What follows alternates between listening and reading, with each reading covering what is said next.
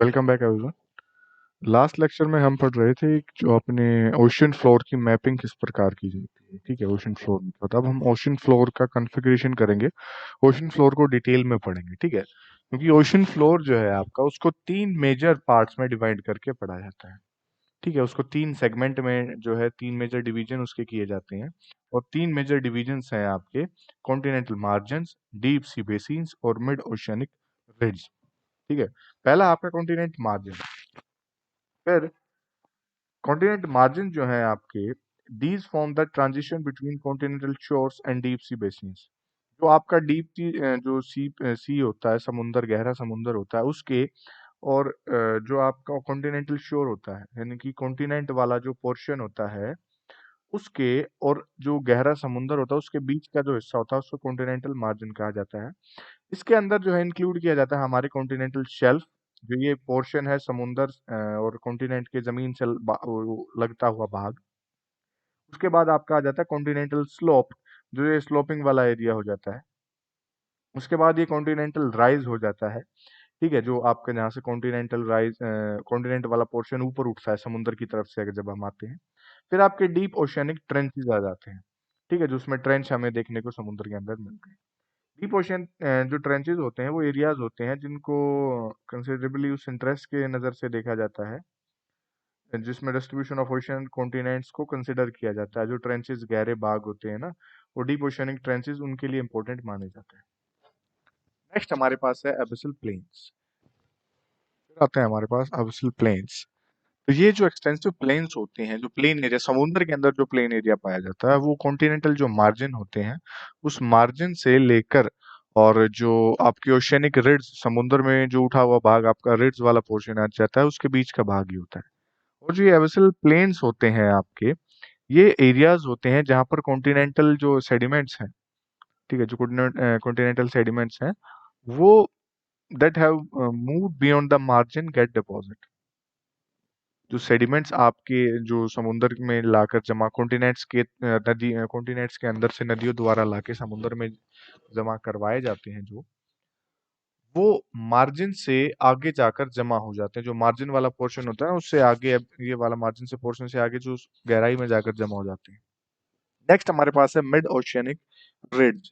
ठीक है, मिश मिस जो आपका मिड ओशियनिक रिड्ज है, ये फॉर्म करते हैं and interconnected chain of mountain system with in the ocean. समुंदर के अंदर ही जो ओशियंस होते हैं उनके साथ कनेक्टेड पोर्शन होता है, ये एक दूसरे के साथ कनेक्टेड पोर्शन होता है समुद्र के अंदर।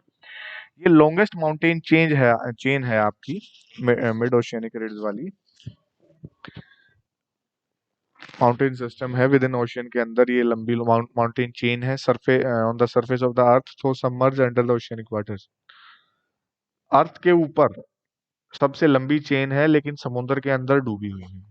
ठीक है, ये कैरेक्टराइज्ड है by central rift system at the crust and fractionized plateau and flank zone all along its length. The rift system at the crust is the zone of intensive volcanic activity.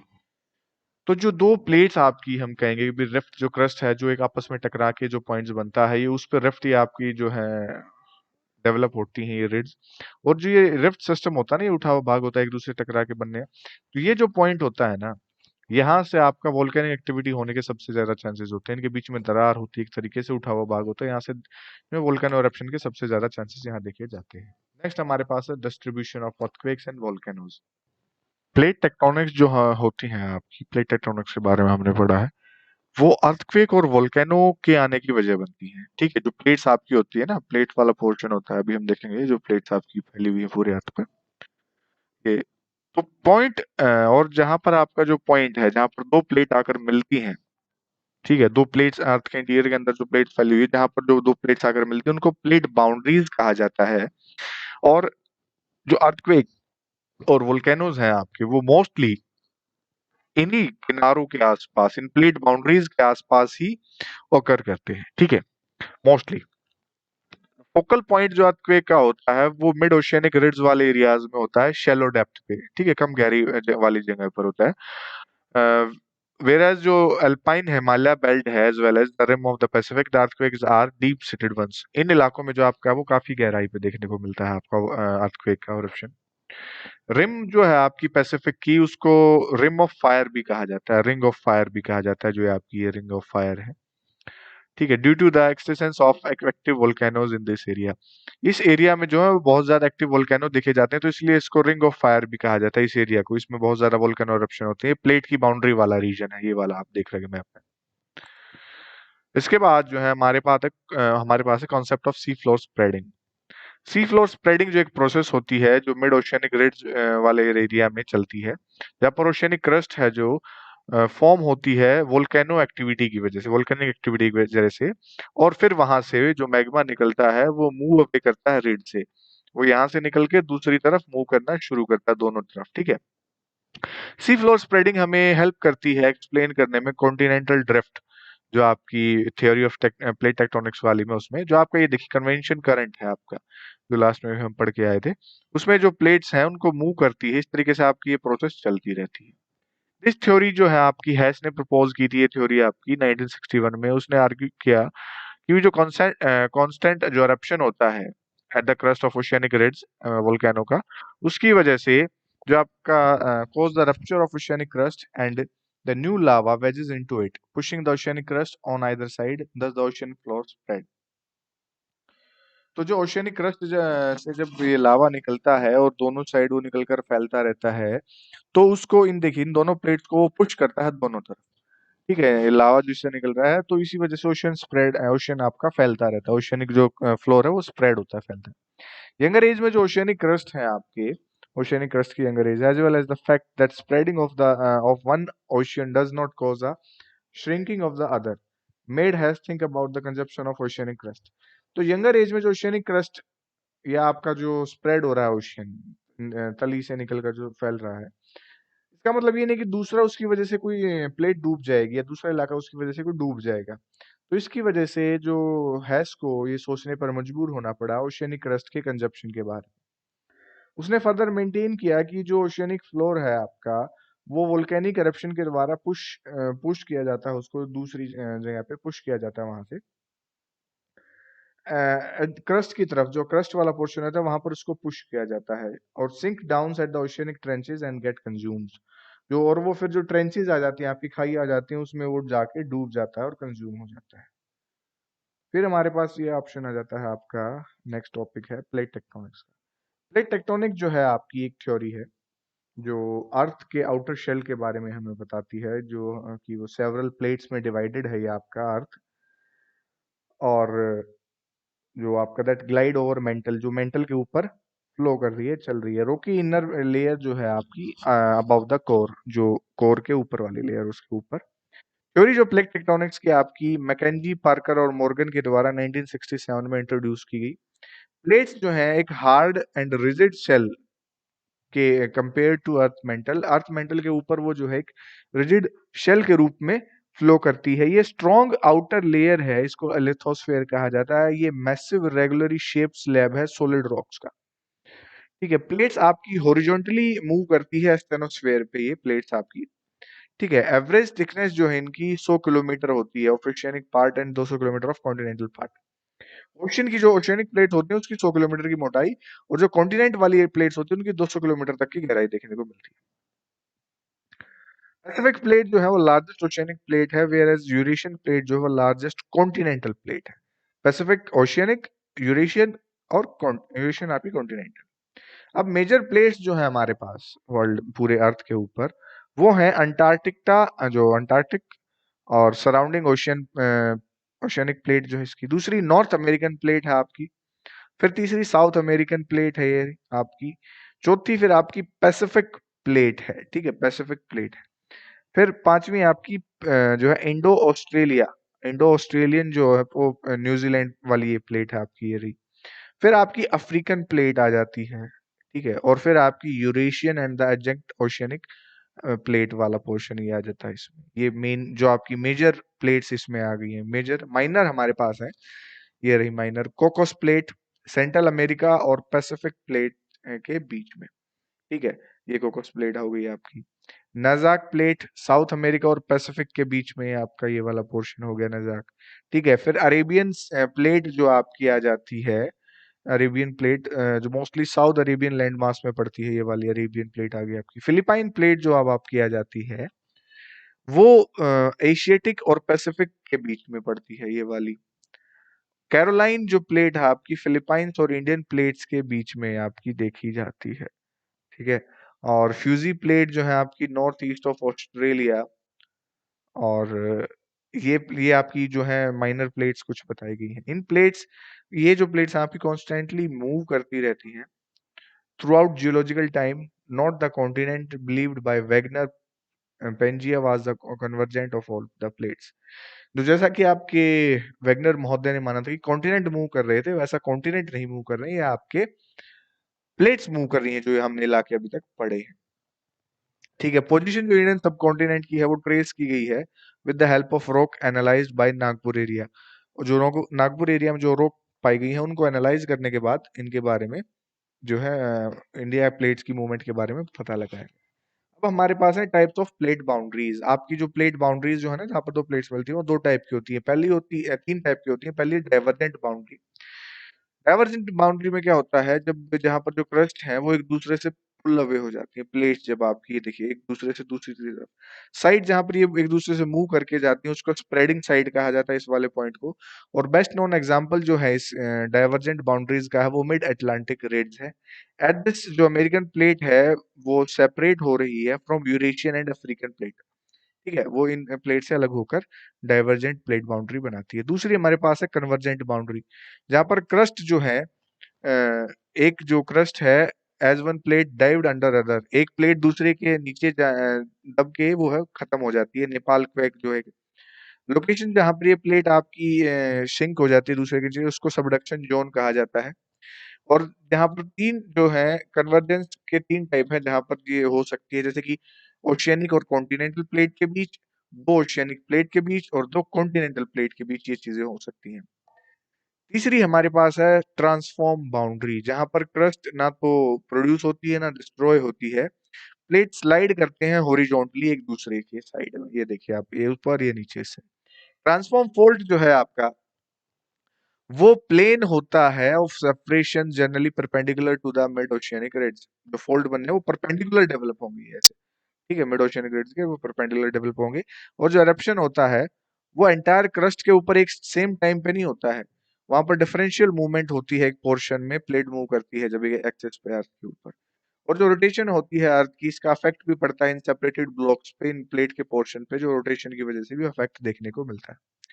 अब देखते हैं हम rates of plate movement, ये भी किस हिसाब से जो मैग्नेटिक फील्ड है आपकी स्ट्रिप है नॉर्मल या रिवर्स मैग्नेटिक फील्ड है जो पैरेलल ओशियनिक रिड्ज के पैरेलल पाई जाती है, उसकी वजह से साइंटिस्ट को जो प्लेट की मूवमेंट के बारे में जानने में मदद मिली है। आर्कटिक जो रिड्ज है आपका वो स्लोवेस्ट रेट माना जाता है उसकी मूवमेंट का, less than 2.5 centimetre per year, यानी कि 2.5 सेंटीमीटर मूव करती है वो एक साल में, लगभग 1 इंच। और जो east Pacific rise near Easter island in the south Pacific about 3400 kilometre west of Chile has the fastest rate, कितना, 15 सेंटीमीटर। इसका जो 15 सेंटीमीटर एक साल में जो है ये मूव कर जाती है, लगभग आधा फीट। अब force for the plate movement, जब वैगनर ने प्रपोज किया था कॉन्टिनेंटल ड्रिफ्ट की थ्योरी, उनका मानना था कि अर्थ जो है सॉलिड है, मोशनलेस बॉडी है। हाउएवर जब ये उसके बाद लेकिन जब ये सी फ्लोर स्प्रेडिंग का कॉन्सेप्ट हमारे पास आया, unified theory of plate tectonics की हमारे पास आई, उसने फिर जो है सरफेस जो अर्थ के जो सरफेस पाए जाते हैं इंटीरियर के बारे में उन्होंने बताया कि वो स्टैटिक नहीं है, मोशनलेस नहीं है, बल्कि डायनामिक है नेचर में, उनमें मूवमेंट होती है। मोबाइल जो आपकी रॉक बेनिथ है, रिजिड प्लेट्स हैं, उनका माना जाता है कि वो एक सर्कुलर मैनर में मूव करते रहते हैं, जो हमने देखा था ना वोल्केनो eruption होता है और वो मूव करते रहते हैं। हीटेड मटेरियल जो है वो सरफेस पर राइज करके आता है, फिर वो फैल जाता है, फिर ठंडा होता है, फिर दोबारा से सिंक करके नीचे डूब जाता है, डीपर डेप्थ्स में चला जाता है, और फिर वो गर्म होकर ये प्रोसेस वापस से चलती रहती है। ये साइकिल रिपीटेड ओवर ओवर जो है आपकी चलती रहती है प्रोसेस, और generate what scientist call a convection cell और कन्वेक्टिव फ्लो। तो ये जो प्रोसेस बार बार चलती जाएगी, इसको कन्वेक्शन शेल और कन्वेक्टिव फ्लो के नाम से साइंटिस्ट ने इसको बताया है। हीट जो अर्थ के अंदर हमारे अर्थ के अंदर जो हीट पाई जाती है उसके दो मेन सोर्स होते हैं, रेडियो एक्टिव डीके और रेजिडुअल हीट, ठीक है। जो रेजिडुअल हीट होती है रेडियो एक्टिव पदार्थ जो पाए जाते हैं उनसे। आर्थर होम्स ने जो है पहली बार कंसिडर किया ये आइडिया 1930s के अंदर, जिसके बाद जो हैरी हेस इससे प्रभावित हुआ और उसने फिर सी फ्लोर स्प्रेडिंग के बारे में सोचा समझा, उसके बारे में और पता लगाया। स्लो मूवमेंट जो हॉट सॉफ्ट एंड मेंटल की है वो लाइज करती है below the rigid plates, is the driving force behind the plate movement. जो हॉट सॉफ्ट एंड मेंटल जो आपका होता है उसके ऊपर वो डिपेंड करती है ड्राइविंग फोर्स के, ठीक है। नेक्स्ट हमारे पास यहाँ पर टॉपिक है मूवमेंट ऑफ इंडियन प्लेट। अब इंडियन प्लेट की मूवमेंट किस प्रकार से हुई? इंडियन प्लेट जो है, इंडियन प्लेट और इंडिया प्लेट जो है एक मेजर टेक्टोनिक प्लेट है straddling the equator in the eastern hemisphere. जो ईस्टर्न हेमिस्फेयर में आपकी इक्वेटर के ऊपर पाई जाती है। ओरिजिनली ये जो है पार्ट था Asian continent of Gondwana land का, ये पार्ट था। इंडिया जो ब्रोक अवे हुआ वहां से, इंडिया टूटने के बाद अलग हुआ गोंडवाना से 100 मिलियन साल पहले, और नॉर्थ की तरफ वो मूव करना शुरू कर गया। जो इंडियन टेक्टोनिक प्लेट है वो नॉर्थ ईस्ट हेमिस्फेयर में लोकेट करती है, अभी नॉर्थ ईस्ट हेमिस्फेयर में है। ये जो आप चार मेजर टेक्टोनिक प्लेट्स के द्वारा बाउंडेड है। नॉर्थ इंडियन प्लेट के जो है यूरेशियन है इसके नॉर्थ में, south east to the south east the Australian plate, और फिर to south west African plate, और वेस्ट में इसकी अरेबियन प्लेट देखने को हमें मिलती है। इंडियन प्लेट जो है इंडिया और ऑस्ट्रेलिया को इंक्लूड करके बनती है। इसकी नॉर्दर्न बाउंड्री हिमालय के लगती हुई है, और ये प्लेट जो है कॉन्टिनेंटल कन्वर्जेंस पे है। इसका ईस्ट जो है एक्सटेंड करता है रकिन योमा माउंटेन जो म्यांमार का वहां तक ईस्ट में एक्सटेंड करता है। ईस्टर्न मार्जिन जो है इसका स्प्रेडिंग साइट है। जो वेस्टर्न मार्जिन जो है एक्सटेंड अलोंग कित्तर माउंटेन्स मकरान जो कोस्ट रेड सी रिफ्ट के पास है, उस वहां तक वेस्टर्न में फैला हुआ है। बाउंड्री बिटवीन इंडिया और अंटार्कटिक प्लेट के बीच में जो है उसको also marked by oceanic reads के द्वारा उसको मार्क किया जाता है। डाइवर्जेंट बाउंड्री रफली in west east direction and merging into spreading site a little south of New Zealand, वहां पर ये देखने को मिलती है। इंडिया जो है आपका एक लार्ज आइलैंड था situated off the Australian coast in a vast ocean. बड़े समुद्र में फैला हुआ ये इलाका था। टेथिस सी जो है वो सेपरेट करता था इसको एशियन कॉन्टिनेंट से। 225 मिलियन साल पहले इंडिया को टेथिस सी एशियन कॉन्टिनेंट से अलग करता था, ठीक है। India is suppose to have started her northward journey about 200 million years ago at the time when Pangea broke। India ने जो जर्नी आपकी स्टार्ट की वो लगभग कितने 200 मिलियन साल पहले जो शुरू की, जब पेंजिया टूटा वहां से इंडिया फिर कोलाइड कर गया 40-50 मिलियन साल पहले, causing rapid uplift of Himalaya. Himalaya जब टेथिस सी बीच में आया और वो इस एशियन प्लेट से टकराकर उसने हिमालय का अपलिफ्ट किया। और 140 मिलियन ईयर्स आज से 140 मिलियन साल पहले सब कॉन्टिनेंट जो है आपका ये लोकेट करता था साउथ में एज 50 डिग्री साउथ लैटिट्यूड, ठीक है। उस 50 डिग्री साउथ लैटिट्यूड पे आपका ये देखा जाता था। तो इसके बाद क्या हुआ, दो मेजर प्लेट जो इससे अलग हुई थी separated by Tethys sea and Tibetan block, वो इस एशियाटिक लैंडमास के क्लोज थी। उसके बाद इसकी मूवमेंट के बाद जो during the movement of Indian plate Asiatic plate की तरफ जब ये मूव कर रही थी इंडियन प्लेट, एक मेजर मेजर इवेंट ओकर हुआ जिसकी वजह से लावा उसका आउटपोरिंग हुआ और डेक्कन ट्रैप जो है वो डेवलप हुआ। दक्कन का पठार बन गया लावा की आउटपोर होने की वजह से, क्योंकि डेक्कन पठार क्या बना जाता है, लावा की वजह से डेवलप हुआ है, ठीक है। तो उस समय ये लावा की वजह से डेक्कन पठार डेवलप हुआ। और ये started somewhere around 60 million years ago and continued for a long period of time, और लंबे टाइम तक चलता रहा, ठीक है। इस टाइम पीरियड में सब कॉन्टिनेंट है जो इक्वेटर के काफी क्लोज था। और 40 मिलियन साल पहले इस और उसके बाद इवेंट जो फॉर्मेशन हुई है हिमालय की वो घटित हुई उस समय 40 मिलियन साल पहले। साइंटिस्ट का मानना है कि ये प्रोसेस आज भी चल रही है और हिमालय की हाइट आज भी इवन करंट डेट में भी वो बढ़ रही है, उसकी आज भी हाइट बढ़ रही है, ठीक है। तो यहाँ पे हम देखेंगे कि आपका जो ये आपका ये इंडिया देखिए, यहाँ पे ये लैंड मास है ना, ये यहाँ से ऐसे उस पार पोर्शन से अलग होकर देखिए ये सारा इकट्ठा था पोर्शन, साउथ में था इंडिया, अफ्रीका से लगता हुआ ये मेडागास्कर, ये इंडिया, और ये मूव कर कर यहाँ पर आकर एशियन पार्ट से आकर मिल गया है यहाँ पर, ठीक है। तो ये कुछ इस तरीके से था, प्रोसेस आपकी पूरी घटित हुई थी। तो ये आपका distribution of ocean and continent वाला चैप्टर यहीं पर खत्म हो जाता है। So that's all for today, thank you so much everyone.